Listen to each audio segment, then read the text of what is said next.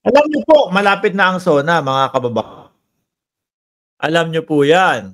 Oh, ngayon mga boss, um, dahil malapit na po ang SONA, eh, tayo pa ba, magtataka kung may mga lumabas, 'no?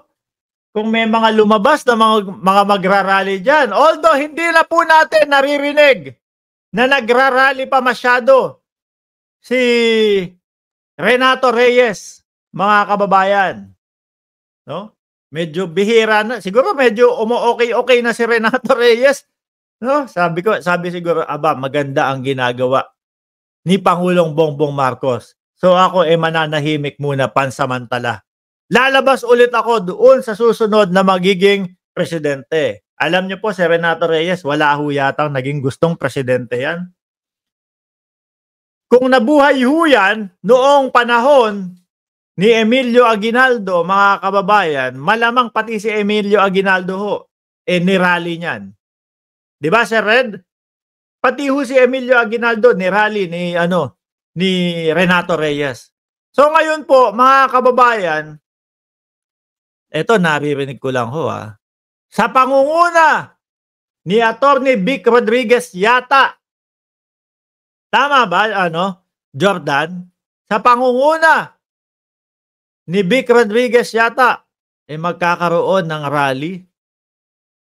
Kasabay ho, mga bossing, ng SONA ng ating Pangulo. Eto po, 'no? Ayan, sabi dito, galit ng mga Pilipino, ilalabas sa SONA. Kayo ho ba galit sa ating Pangulo? Kakaunti lang at pare-parehas lang ho yung mga mukha na nakikita kong galit sa ating Pangulo, kundi ho yung mga DDS lang. Ano? Sabi dito, galit ng Pinoy workers kay BBM ilalabas sa SONA. Oh. Tapos angat, angat, angat, angat. Ilalabas ng mga manggagawa ang ngit-ngit kay Pangulong Bongbong Marcos Jr. sa kanyang ikatlong State of the Nation Address, SONA, ngayong Hulyo 22. For sure yan, nandyan sila Vic Rodriguez. Nandyan sila Harry Roque. Diba? Mga DDS, nandyan.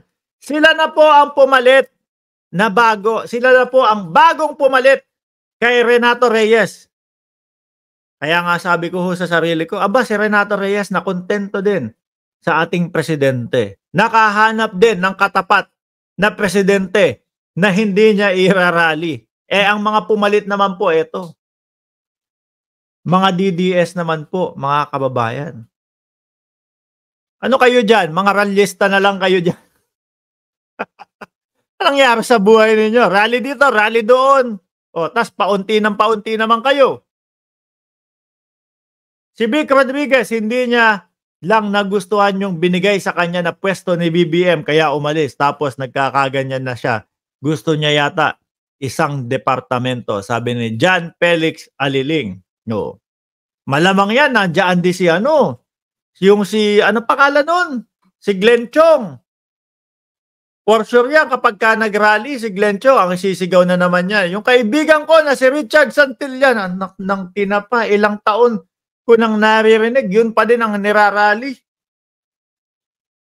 No, tapos yung paulit-ulit na si BBM ay nandaya. Ganun pa din po ang isisigaw niyan sa rally. Nandaya, pero nung pagkatapos ng eleksyon, sinisigaw mo, nagsalita na po ang taong bayan na si BBM po talaga ang pinili. Yun.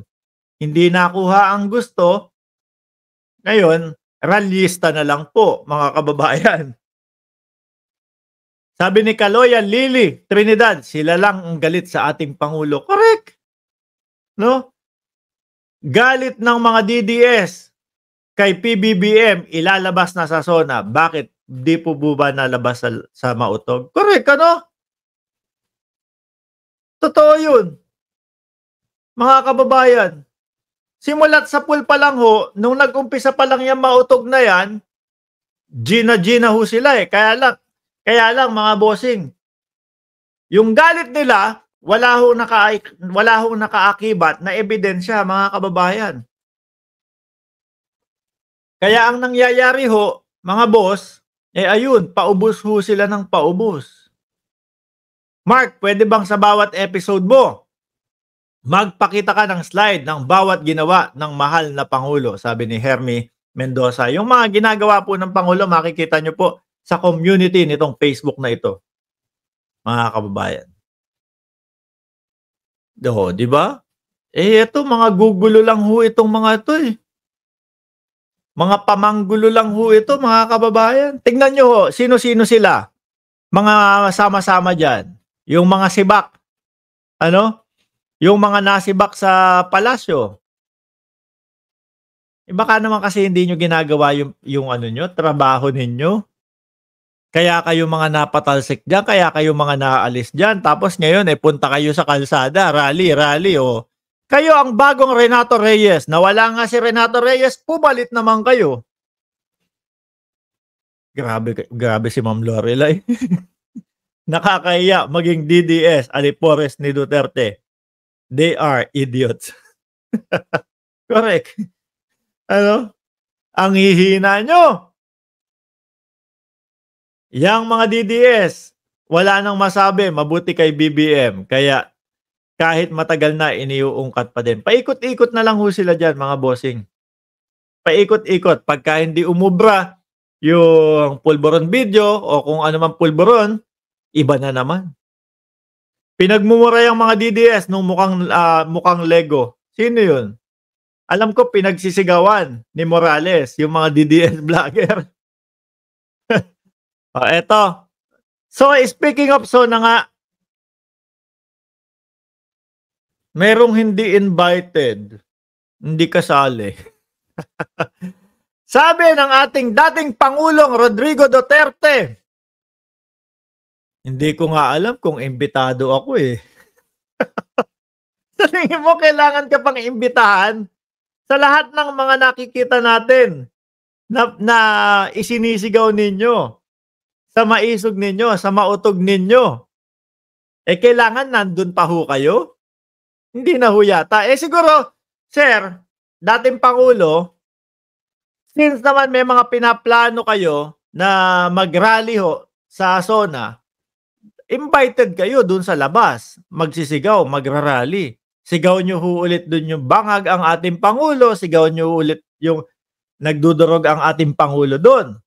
Diba? Doon, at least doon invited kayo. Pero yung sasabihin nyo sa loob, tapos ano, manggugulo lang ho kayo doon.